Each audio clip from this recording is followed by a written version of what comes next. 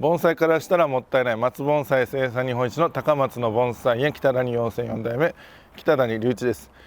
今回のテーマはね、春の管理、作業などについてお話ししようかなと思います。で、本題に入るまで前に少しお時間ください。今無料のねメールマガジンやっております。メールアドレスだけでね無料で登録できて、定期的に動画の内容を分かりやすい活字にねして、文章にして復習できたりとか、専用の動画でまたさらに分かりやすくっていう、そんなメールが全部で70通以上ぐらいもう作ってるんですけど、定期的に届きますんで、よかったらそちらでも勉強してみてください。では本題に戻ります。春の管理、作業、春にした方がいいこととかねしない方がいいこと、いろいろあるんですけども、どっか行こうかな。春といえばねやっぱ植え替えシーズンかなという、世間一般的に、盆栽業界的に植え替えが春といえば植え替えみたいな感じあると思うんですけど、植え替えでね注意点ちらほらあります。春だったらね春言うてもそうですね、3月から3、4、5月あたりが春と言いますかね。はい。で地域によっては3、4、5月でも穏やかな天気のとこもあればめっちゃ寒いとかね、もうすでにめっちゃ暑いみたいな地域もあると思うんですけど、僕の住んでるね香川県基準で話しさせていただこうかなと思います。植え替え、春、実際安全は安全ですね。そんなに枯れることはないです。ただその植え替える木がね春にもかかわらず芽があんまり元気じゃないとかね、そういう木はちょっと植え替え危ない場合もあります。その根が詰まってね元気がないっていうんだったらもうさっさと植え替えたらいいんですけど、今目の前にある黒松ね、今撮影してるのまだちょっと冬と言われるぐらいの時期なんですけど、春にこういうその芽がちっちゃいような感じだったらよっぽど鉢の中が根でねもう充満してガチガチでもない限りはあんまり植え替えはしない方がいいかなと。単なる鉢替えぐらいだったら芽が小さいうちはちょっと控えてもいいのかなと、なんか元気そうだなって思えるようになってから、3月だったらまだちょっと芽が小さいなと、じゃあちょっと待ってみて4月頃になってきたらこの状態からちょっとなんか芽がふっくらして元気そうだなってなってから植え替えでもいいのかなと。とはいえね、盆栽総じて植え替えには結構強いんで、根が細かくもうすでに出てる場合が多いんで、だから黒松に関しては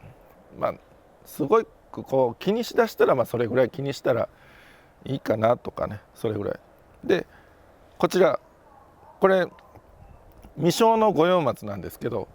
これに関しても基本はね芽が元気な時が植え替えとしていいんですが、3月はちょっとあんまり嫌だなという、3月になる手前のね2月とか1月とか寒い時期か芽がもっと成熟してきた5月とかそれぐらいの方が植え替えいいかなっていう。だから春でもね3月と5月同じ春のくくりにしても結構違いがあったりするんで、元気じゃない芽だったらある程度ねちょっとそのまま置いといてちょっと遅い時期まで待ってから植え替えとかそういうのもいいかなと思います。今春の一括りで話してるんで、植え替えまずご説明したんですけど、あとね3月ぐらいからだったら肥料とかもね置いた方がいい時期になってきますね。月に1回ペース、3月にあげてまた4月にあげて5月にあげてみたいな、そんな感じで肥料もやり始めれますね。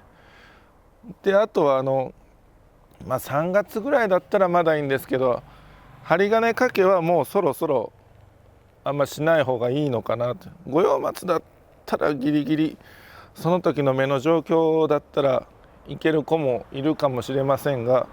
黒松なんかもう4月ぐらいになってきたら芽がビューッとね伸び出してくるんで、針金かけれないことはないんですけど、芽がポロンポロンと折れたりしたらその日に目切りしたような感じになるんで、後の葉の長さとかね他とのバランスが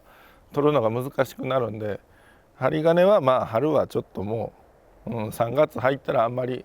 しない方がいいのかなとは思います。はい、で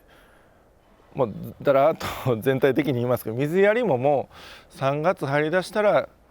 冬の間はね2日に1回みたいな感じで行ってたのも3月入りだしたら1日1回みたいなペースにだんだんなってくるかなと。ただもう最近5月なんていうとね、西日本なんかもうすぐ30度の声が聞こえるというか、もう30度超える日もたまにあったりするんで、それに近づいてきたら